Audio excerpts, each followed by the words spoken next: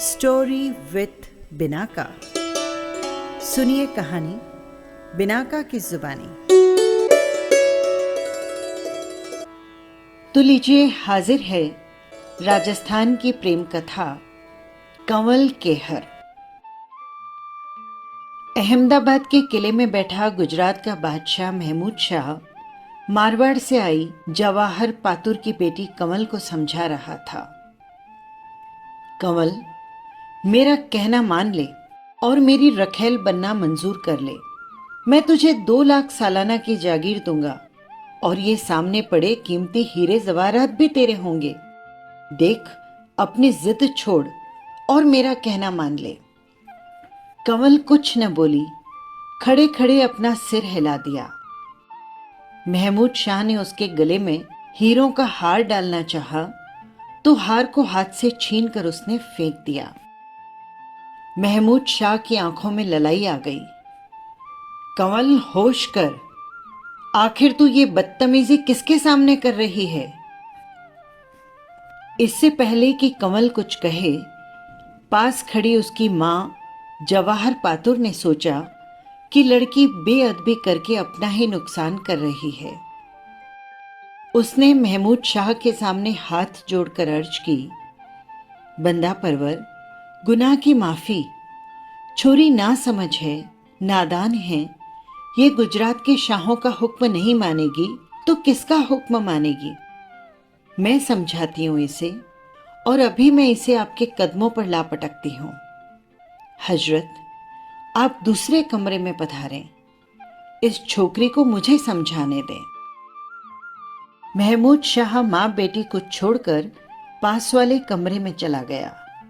जवाहर कंवल को डांटने और समझाने लगी, अरे तेरा दिमाग तो ठीक है, ये क्या नासमझी कर रही है? गुजरात का बादशाह तो तुझे अपने सिर पर बिठाना चाहता है और तू मिजाज दिखा रही है। आई लक्ष्मी को ठोकर मार रही है। दिमाग से काम ले, बादशाह का हुक्म बजा और गुजरात पर राज कर। अरे बेवकूफ, क्या ऐसे मौके बार बार आते हैं? जा जा और बादशाह के कदमों में गिर जा और अपने गुनाह की माफी मांग ले। कंवल बोली, तू जानती है ना मां कि मैं केहर की हो चुकी हूं। गुजरात का क्या, अगर दुनिया का बादशाह भी आ जाए तो वो मेरे किस काम का? जवाहर चिढ़कर बोली, केहर की हो गई, बस एक ही रट लगा रखी है तूने। तू एक पातुर, एक वेश्या की बेटी है। तूने किसी एक की चूड़ियां नहीं पहन रखी है। कंवल गुस्से में बोली, मैं हर किसी का पल्ला पकड़ने वाली औरतों में से नहीं हूं। मैंने जिसको एक बार अपना कबूल कर लिया, उम्र भर उसी की रहूंगी। आखिर तुम भी तो मारवाड़ के जल्ला की पातुर थी। क्या तुमने उसके नाम पर पूरी जिंदगी नहीं निकाल दी? जवाहर बोली, अरे वो बात तो दूसरी थी।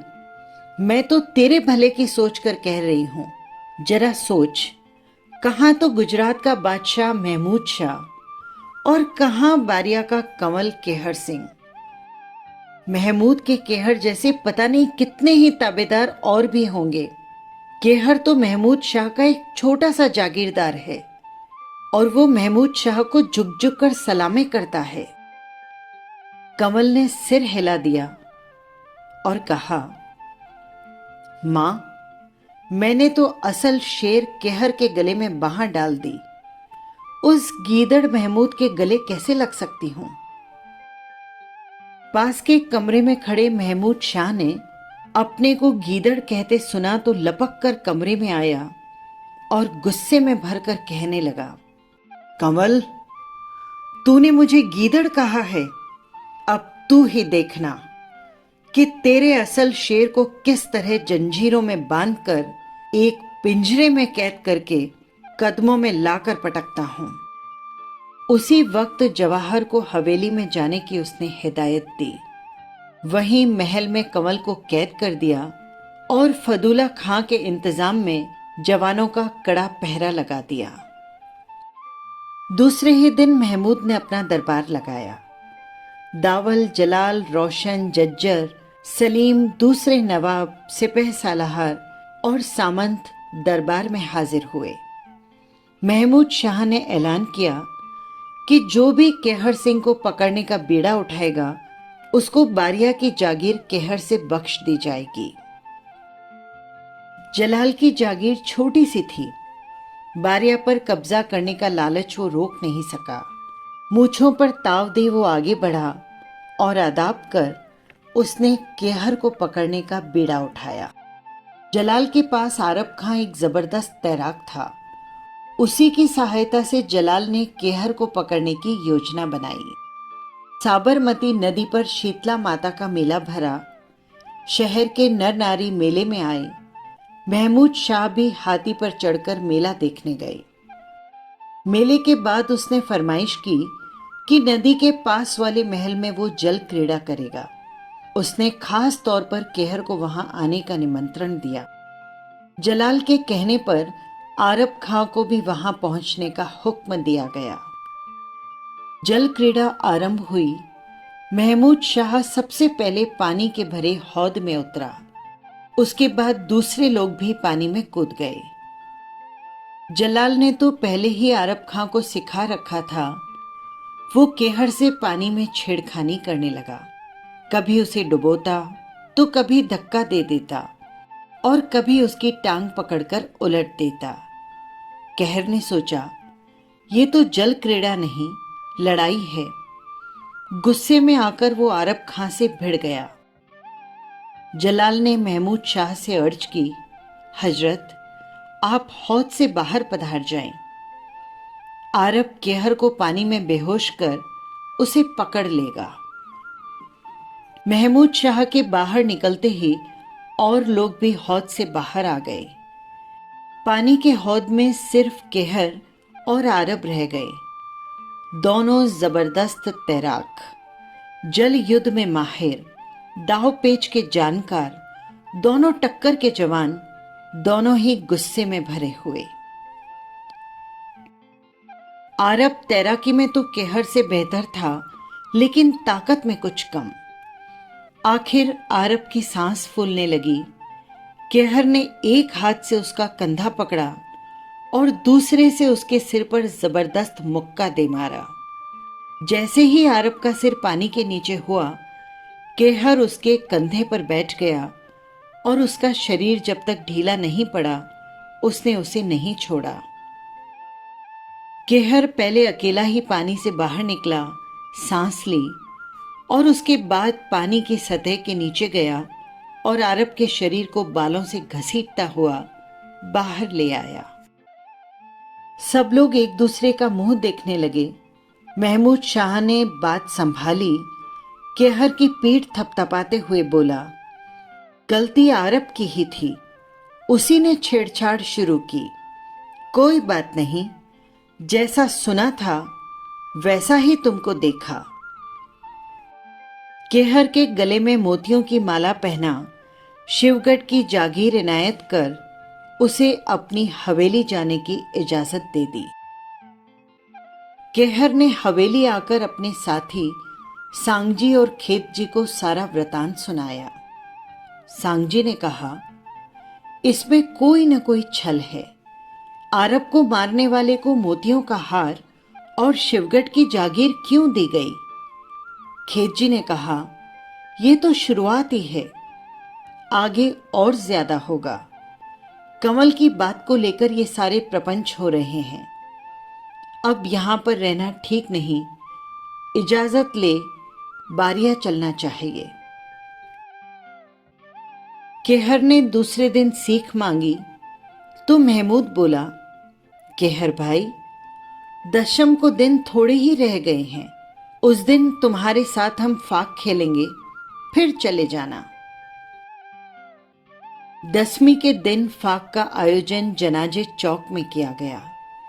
जगह जगह पर अच्छे जवानों को तैनात कर दिया गया और उन्हें समझा दिया गया कि इशारा होते ही केहर पर टूट पड़ना, लेकिन खबरदार, कोई घात मत करना, उसे जिंदा ही पकड़ना है। खेतजी और सांगजी को साथ लेकर केहर भी आया। जनानी फाग है, अपने साथ वालों को बाहर ही रहने दो। ये कहता हुआ महमूद केहर का हाथ पकड़कर उसे जनानी ड्योढ़ी में ले गया। जनाने में फाग खेलने के लिए महमूद ने अपने हथियार उतारे, साथ ही साथ केहर ने भी अपने हथियार उतार दिए। हथियार उतारते ही ड्योढ़ी के दरवाजे बंद कर दिए गए। मैं अंदर जाकर जनाने की हूरों को लेकर आता हूं। ये कहकर महमूद ने जनाने में जाकर दरवाजा बंद कर दिया और ऊपर की मंजिल में जाकर चिल्लाया, पकड़ो पकड़ो, केहर जाने न पाए। तैनात जवान केहर पर टूट पड़े। केहर अकेला, बिना हथियार के, और वे लोग इतने सारे। मल्ल युद्ध में प्रवीण, कुश्ती के सब दांव पे जाने वाले केहर अपने प्रतिद्वंदियों से पूरी ताकत के साथ भिड़ा, लेकिन अकेला कितनों से निपटता। केहर पकड़ा गया और उसे लोहे की जंजीरों में पकड़कर पिंजरे में बंद कर दिया गया। महमूद ने कमल को बुलाया और पिंजरे में पड़े केहर को दिखाकर ताना दिया, देख देख कमल, तेरे असल शेर केहर को देख। क्या इसी शेर पर तू इतना गुमान करती थी? देख, तेरा शेर घास खा रहा है। अरे केहर, तू इस पिंजरे से निकलना चाहता है तो अपनी ही जुबान से कमल को कह कि वो मेरा हुक्म माने और मेरी रखेल बन जाए।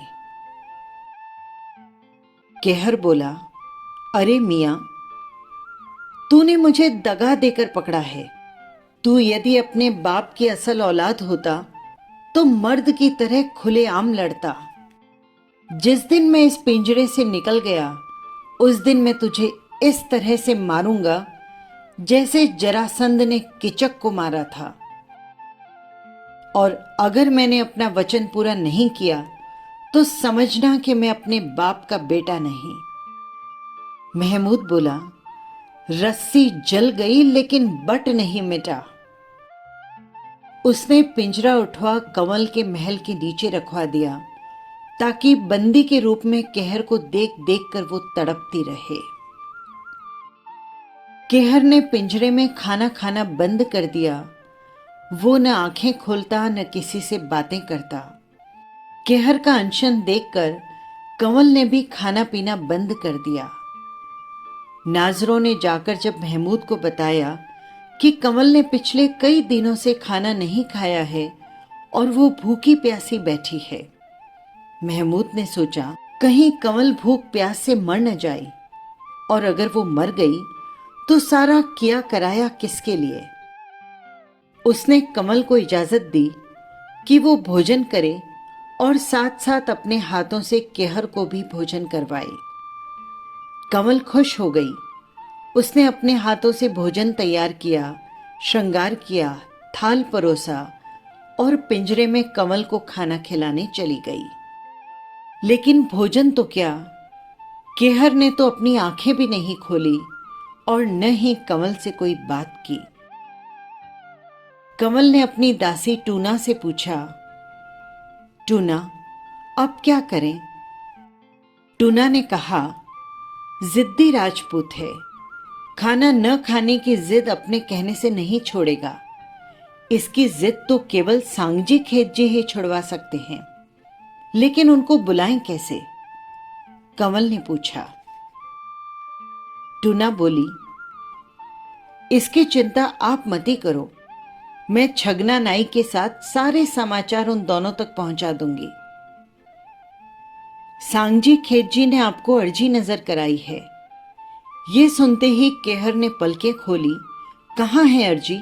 कौन इसे लेकर यहां आया? उसमें क्या लिखा है? केहर ने पूछा। कमल ने कागज पढ़ना शुरू किया। खेतजी सांगजी ने लिखा था, चौहान वंश के केशरी केहर, तुम्हारे पूर्वज पृथ्वीराज को तो गौरी ने 7 मन लोहे की जंजीर में बांधकर कैद में पटक रखा था। गरम लोहे की सलाखों से उसकी आंखें फोड़ दी थी, फिर भी उसने अन्न पानी नहीं छोड़ा। पहले गौरी को मारा, फिर खुद मरा, और तूने पिंजरे में पकड़े जाने पर अन्न खाना ही छोड़ दिया। अरे अन्न जल तो वो छोड़ता है जिसने गाय या ब्राह्मण की हत्या की हो। उठ, अपनी मूछों को मरोड़ और अपने वचन को पूरा कर। महमूद को कीचक की मौत मारने का तूने प्रण लिया है, अन्न जल त्यागने से वो प्रण पूरा कैसे होगा? अरे केहर, तू तो 17 विद्याएं जानता है, उनका अब काम पड़ा है। तलवार, तेगा, बिन्नौट, गुजर, कटार के तो तुझे दाव आते हैं, वे कब काम आएंगे? कूदने की कला में तो तू बजरंग का अवतार है। इस अहमदाबाद के किले की दीवार को कूद, महमूद को मार और अपना प्रण पूरा कर। खेतजी और सांगजी की चिट्ठी पढ़ केहर की हिम्मत बंधी। उसने अपना अनशन तोड़ दिया। कमल जब थाल लेकर उसे खाना खिलाने आई तो वे दोनों अहमदाबाद के किले से निकलने की मंत्रणा करते, तरकीबें सोचते। कंवल ने टूना से कहा, आज अमावस्या की काली रात है, मैं कुंवर केहर को थाल जिमाने जाती हूं। तू 2 घड़ी फलूदा खां को इधर मत आने देना। इतनी देर में मैं अपना काम कर लूंगी।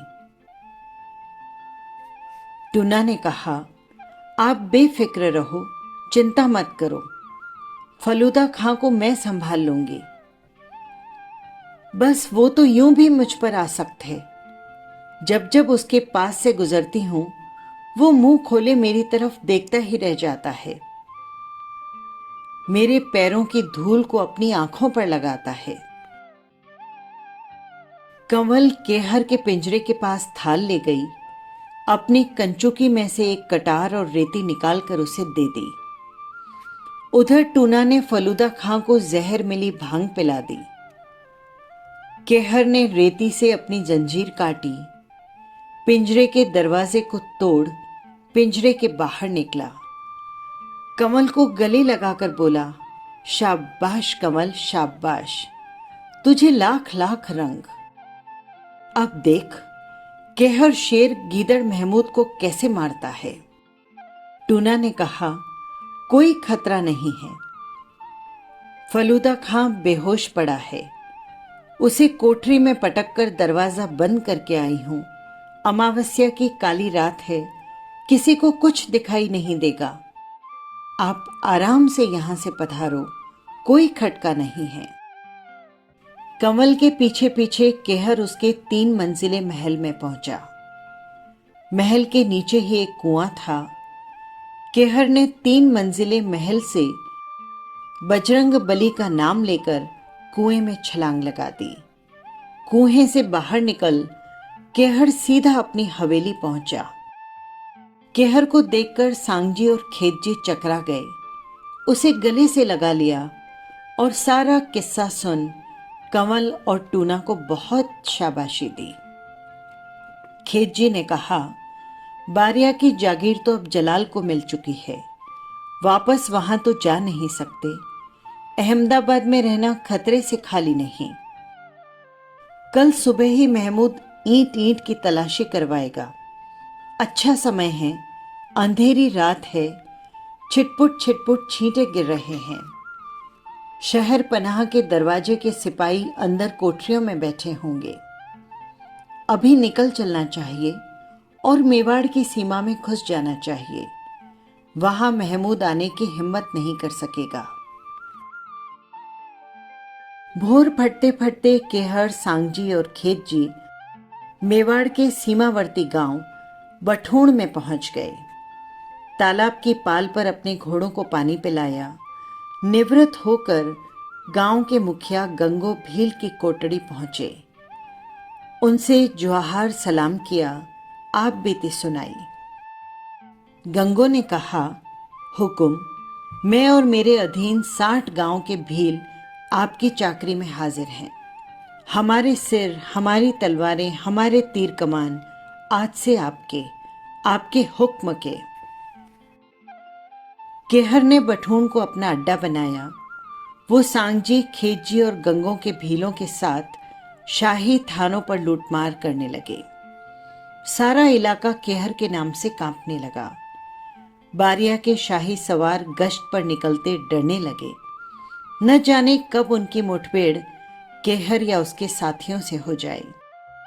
महमूद बार बार जलाल को खरीदे लिखकर भेजता कि केहर को पकड़ो, उसे मरा या जिंदा मेरे कदमों में लाकर डालो, लेकिन जलाल 1000 कोशिश करने पर भी नाकामयाब। कंवल केहर के ज्यों ज्यों किस्से सुनती उतनी ही ज्यादा खुश होती और महमूद उतना ही ज्यादा गुस्सा, उतना ही ज्यादा बेबस होता। जलाल को उसके सलाहकारों ने कहा, केहर की सवारी का घोड़ा लाजवाब है, 21 फिरत में वो निपुण है, हाथी के हौदे तक उसकी छलांग है, दिन में 40 कोस तक वो मार करता है। कच्छ भुज्जे से लाए इस घोड़े के जवाब का घोड़ा सारे गुजरात में नहीं है। जब तक वो घोड़ा केहर के पास है, उसे पकड़ना नामुमकिन है। ये सुन भरे दरबार में जलाल ने ऐलान किया, जो कोई भी केहर के घोड़े को यहां लेकर आएगा, उसे उमराव की पदवी और बड़ी जागीर का इनाम। ये ऐलान ढोली पीरू ने सुना और केहर का घोड़ा लाने की योजना बनाई। केहर सिंह लूटमार करते एक दिन बारिया से त्रिपटा गांव में पहुंचा। उसे याद आया कि आज तो अष्टमी है और वो हमेशा इस अष्टमी को अपनी आराध्य देवी आशापुरा माताजी के दर्शन करके त्रिपटा जाया करता था। सांगजी खेतजी से उसने कहा, मैं आशापुरा जी के दर्शन करके अभी आया, आप लोग आगे चलो। खेतजी ने कहा, बारिया की सीमा के अंदर हो, तुम्हारे बहुत सारे शत्रु हैं, घोड़े पर चढ़े चढ़े ही नमन करके जल्दी आ जाना। पीरू तो जानता ही था कि इस विशेष अष्टमी को केहर अवश्य ही दर्शन करके त्रिपटा आएगा। उसने पहले ही देवी के प्रसाद में तेज शराब रखवा दी। घोड़े पर चढ़े चढ़े जब केहर ने देवी को नमन किया तो सदैव की भांति पुजारी ने केहर को प्रसाद दिया।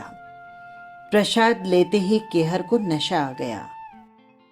घोड़ा घुमा अपने रास्ते पर आया तो पीरू ने केहर के घोड़े की लगाम पकड़ ली और केहर की प्रशंसा में कहने लगा, वाह रे केहर कंवर, तूने आज अपनी भुजाओं पर आसमान उठा रखा है। सारी गुजरात तेरे नाम से धूजती है। वंश को ज्वलित करने वाले ऐसे तो विरले ही जन्म लेते हैं। केहर ने 5 रुपए पीरू को बख्शे, लेकिन पीरू ने घोड़े की लगाम नहीं छोड़ी और उसकी तारीफ करता हुआ पीरू बोला, गुजरात के समुंदर में त्रिमंगला का रूप धारण कर भीम के बेटे केहर ने यवनों की नाव को डगमगा दिया। पीरू की बातें सुन मस्त होता केहर बोला, मांग, तुझे जो मांगना हो मांग। पीरू ने कहा, मांगू तो जब जो मांगू वो मिले। केहर बोला, राजपूत का वचन है, जो मांगेगा वो दूंगा, मांग और दिल खोलकर मांग। केहर कंवर, तेरा पीरू ढोली पैदल फिरता है, उसे सवारी चाहिए, बख्शीश ही करनी है तो अपना घोड़ा मुझे दे दे। ये सुनते ही केहर का मुंह सफेद हो गया, उसका सारा नशा उतर गया। लेकिन राजपूत का वचन वो खाली कैसे जा सकता था। उसी वक्त केहर अपने घोड़े से नीचे उतर गया।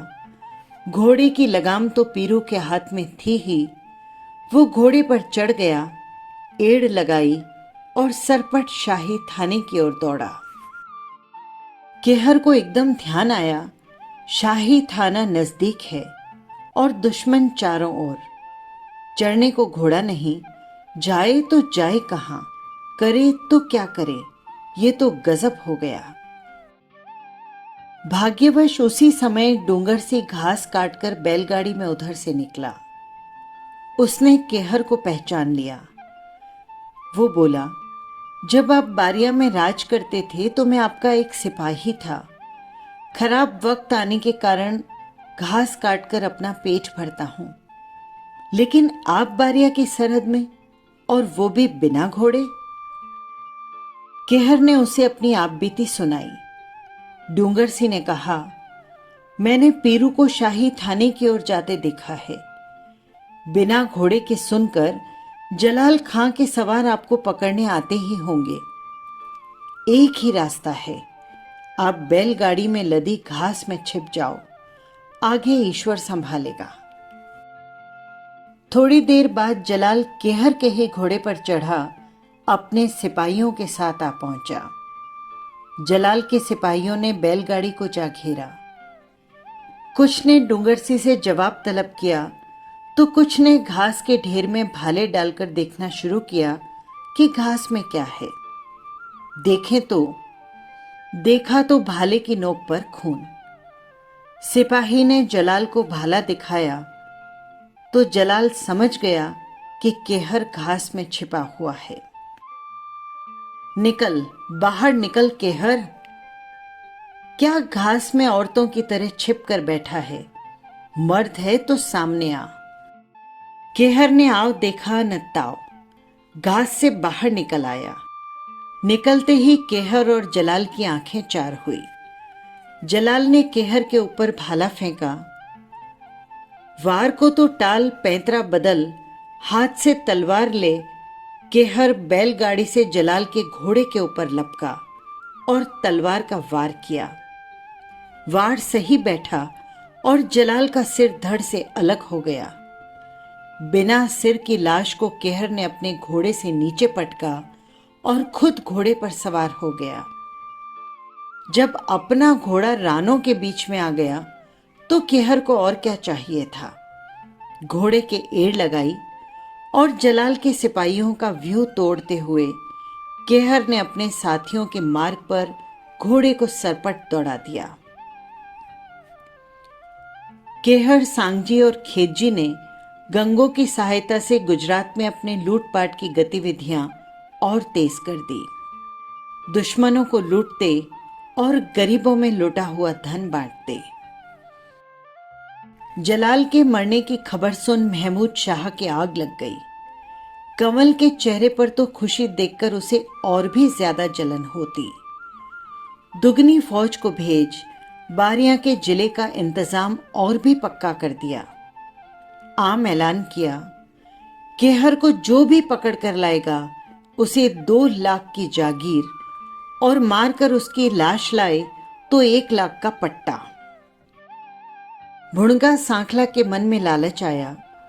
उसका गांव केहर के आने जाने के रास्ते में पड़ता था। एक रात देर से केहर भुणगा के रास्ते से निकला। रात के खाने का वक्त था। भुणगा ने केहर को खाने का निमंत्रण दिया, बकरे कटवाए, गाने वाली ढोलनियों को बुलाया, मक्की का सोगरा बनवाया और शराब की तुंगे खोल दी। इधर तो भुणगा केहर को खाना खिला रहा था और उधर उसने शाही थाने पर कहलवा भेजा कि केहर को पकड़ना है तो इसी वक्त आ पहुंचो। रिसालदार गक्खड़ खां ने भुणगा की कोठरी को आ घेरा और आवाज लगाई, केहर सिंह बाहर निकल, तेरा बाप इंतजार कर रहा है। केहर का घोड़ा कोटड़ी के पीछे बंधा था। आवाज सुनते ही उसने अपने घोड़े की बाग संभाली और उसे हिरण फाल कूद लगवाई। देखते ही देखते घोड़ा दीवार कूदकर कोट से अपने सवार के साथ बाहर निकल आया। गक्खड़ खां बोला, अरे केहर, तेरी कमल तो तुझे शेर कहकर पुकारती है और तू हिरण की तरह भाग रहा है। पीछे तो फिर, मर्द हो तो एक हाथ बता। इतना सुनते ही केहर ने घोड़े को वापस मोड़ा, घोड़े को एड़ लगाई, लगाम को खींचा और घोड़े ने वहीं से कूद लगाई तो सीधा गक्कड़ खां के घोड़े पर आ चढ़ा। केहर ने तलवार का टेढ़ा वार किया और रिसालदार के टुकड़े हो गए। उधर कमल महमूद शाह के किले में तो रहती, लेकिन जैसे कमल पानी में रहता हो। महमूद से बातचीत करती तो कमल ऊपर के मन से, केहर की बातें सुनती तो उसका चेहरा चमक उठता। किले से निकल भागने के वो मंसूबे बनाती। छगना नाई की बहन को उसने नौकर रखा, उसे खूब इनाम इकरार देकर उसे अपना मर्जीदान बना लिया। एक दिन उसने कहा, खवासिन, मुझे तेरे परिवार पर बहुत विश्वास है। तेरे भाई ने मेरा खत केहर को पहले भी पहुंचाया था। अब एक और कागज में उसके पास भेजना चाहती हूं। खवासिन बोली, आप कागज लिखो, आपके खवास को आज ही भेजती हूं। दूसरे ही दिन कागज का जवाब लेकर आ पहुंचेगा। कमल ने केहर को कागज लिखा, खलेती की थैली में बंद कर चपड़ी से सील लगा खवासिन को दे दिया। कागज में उसने लिखा, मारवाड़ के व्यापारी मूंदड़ा की बारात अजमेर से आ रही है, उसे रास्ते में लूटना मत। उसी बारात के साथ आप भी अहमदाबाद शहर में पधारना। पहुंचने पर मैं दूसरा संदेश लिखूंगी। ईश्वर ने चाहा तो आपका और मेरा मनोरथ सफल होगा। अजमेर से अहमदाबाद जाने वाले मार्ग में 5 आदमी एक बड़ की छाया में मूंदड़ा की बारात का इंतजार कर रहे थे। 4 राजपूत तो हथियारों से सजे हुए और 5वां जोगी के वेश में। पांचों ने बारात को देखा। जोगी ने आगे जाकर बारात को आशीर्वाद दिया। बारात का मुखिया जोगी के पैरों लगा। इतने में ही बाकी चारों राजपूत भी बारात के पास आ गए। ऐसे बाके जवान को देखकर मुंदड़ा जी का दिल धड़का। कहीं केहर और उसके साथी तो नहीं हैं? जोगी को एक तरफ ले जाकर उसने अपनी शंका पूछी। जोगी ने कहा, मैं इन चारों को जानता हूं। ये केहर और उसके साथी नहीं हैं, लेकिन यहां से अहमदाबाद तक केहर आपको कभी भी मिल सकता है, लूट सकता है। अगर आप मेरी बात मानो तो बारात की सुरक्षा के लिए इन जवानों को अपने साथ ले लो। ऐसे राजपूतों को देखकर केहर भी आपके ऊपर हाथ उठाने की हिम्मत नहीं करेगा। मुंदड़ा जी को जोगी की सलाह पसंद आई। उनको धन्यवाद दिया और चारों जवानों के पैरों में 10 मोहरें रख उनसे विनती की। ये मोहरें छोटी सी भेंट हैं, हमारी बारात की रक्षा करिए, हमें केहर का डर है। खेतजी बोला, बेफिक्र रहो, हमारे होते केहर आपको लूटे तो हम राजपूत नहीं।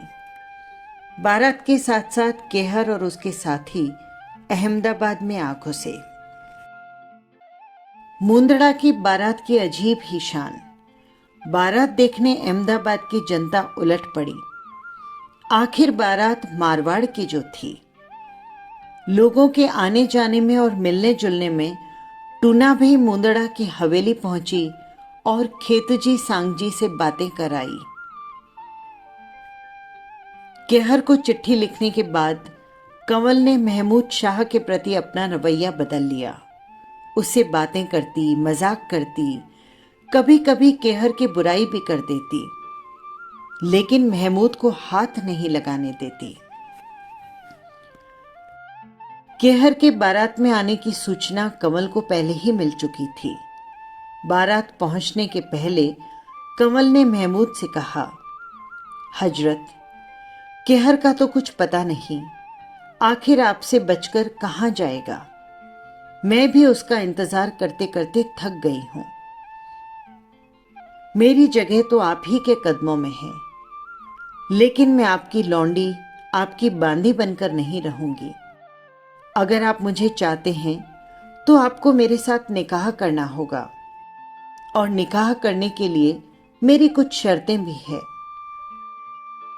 पहली तो ये कि मुंदड़ा की बारात के दिन ही निकाह हो, क्योंकि वो मेरे वतन का है और मैं चाहती हूं कि मेरी शादी उससे भी ज्यादा जोर शोर से हो।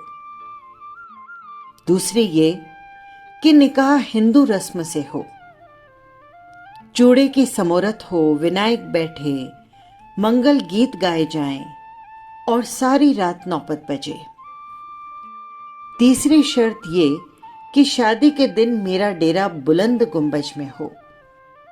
चौथी ये कि जब आप बुलंद गुंबज पधारें तो आतिशबाजी चले, तोपें छूटे। पांचवी शर्त ये कि मेरी शादी को देखने वाले किसी पर भी रोक टोक न हो। और आखिरी शर्त ये कि मेरी मां जवाहर पालकी में चढ़कर बुलंद गुंबज के अंदर तक आ सके। महमूद शाह ने कमल की सारी शर्तें मान ली। ज्योतिषी को बुलाकर निकाह का मुहूर्त निकलवाया। मुहूर्त वही निकला जिस दिन मुंदड़ा की शादी थी। शादी के दिन टूना सांझ पड़े पालकी ले जवाहर पातुर को लेने उसके घर चली। शस्त्रों से सज्जित केहर आगे तैयार था। कहारों को इधर उधर कर टुन्ना ने केहर को पालकी में बिठाया। खेतजी ने केहर को शगुन की अफीम दी और कहा, महमूद को मार, फतेह हासिल करके केहर जल्दी आना। सांगजी ने चेतावनी दी, महमूद को छोटा मत समझना, छल किए से फतेह होगी, बल किए से नहीं। बड़े एहतियात से पालकी के ऊपर लगे रेशम की खोली का डेरा बांध दिया गया। आसपास तकिए लगाए ताकि अंदर क्या कुछ है नजर नहीं आए। पालकी पर एक खोली चढ़ाई गई। बुलंद गुंबज पहुंचने का पूरा बंदोबस्त किया गया। सारे आदमियों को ड्योढ़ी से बाहर निकाला गया। किवाड़ों पर पर्दा उड़ाकर बुलंद गुंबज के एक कमरे में लाकर छिपाया गया। ज्योतिषियों के कहे समय पर महमूद हाथी पर बैठ बुलंद गुंबज आया। टूना चांदी का कलश लेकर बधाने को आई। महमूद ने मुट्ठी भर अशर्फियां चांदी के कलश में डाली और जनानी ड्योढ़ी में दाखिल हुआ। कमल ने आगे आकर मुजरा किया, आदाब बजाई। टूना ने जाकर बाहर हुक्म दिया, बादशाह सलामत महल में पधार चुके हैं, आतिशबाजी छोड़ो, तोपें चलाओ। बादशाह का हुक्म तो था ही कि आतिशबाजियां चले, तोपें छोड़ें। तोपें चलने लगी और उनकी गड़गड़ाहट से बुलंद गुंबज धूजने लगी। कुंवर केहर ने अपने छिपने की जगह से बाहर निकल महमूद को ललकारा, महमूद, आज मैं और तुम आमने सामने हैं। देखते हैं शेर कौन है और गीदड़ कौन। आज मैं तुझे मारकर अपना वचन पूरा करूंगा। तूने मेरे साथ हमेशा छल और कपट किया है। ले, एक अवसर और देता हूं, पहला वार तू कर।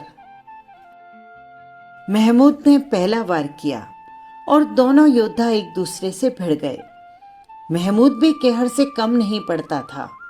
भयंकर युद्ध होने लगा। खड़ग, गुजर, कटार, तलवार, सब शास्त्रों का प्रयोग हुआ और अंत में दोनों योद्धा मल युद्ध पर उतर आए। उनके पैरों के धमाकों से बुलंद गुंबज धूजने लगी। उनकी आवाजों से दीवारें कांपने लगी। बाहर तोपें और आतिशबाजियां छूट रही थी। महमूद के साथियों को तो पता भी नहीं लगा कि बुलंद गुंबज में क्या हो रहा है। मल्ल युद्ध में प्रवीण केहर ने आखिर महमूद शाह को अपने घुटनों के नीचे दबा ही लिया। उसकी छाती पर चढ़कर अपने घुटनों के प्रहारों से महमूद का सारा शरीर कुचल डाला। उसके मुंह से खून के फंवारे निकले, जिससे बुलंद गुंबज की दीवारें लाल हो गई। केहर ने कमल को गले से लगा लिया और बोला, कमल, आज मैंने अपना प्रण पूरा कर लिया है, अब चल मेरे साथ। टूना ने केहर और कमल को पालकी में बिठाया, पालकी के डोरा बंद लगाए और उसके ऊपर खोली चढ़ाई। फिर बाहर जाकर कहा, पालकी तैयार है, जवाहर बाई को उनके डेरे पहुंचाओ। बादशाह आज रात बुलंद गुंबज में ही विराजेंगे। कहार और शाही सिपाही एहतियात से पालकी को जवाहर के डेरे ले आए। वहां कसे कसाए घोड़े तैयार ही थे। केहर ने कमल को और सांगजी ने टूना को अपने घोड़ों पर बिठाया, घोड़ों को एड़ लगाई और बठूण का रास्ता लिया। जवाहर बाई को डेरे पर छोड़ने आए सिपाही और कहार एक दूसरे का मुंह देखते ही रह गए। ये थी राजस्थान की प्रेम कथा। फिर मिलेंगे किसी नई कथा या कहानी के साथ।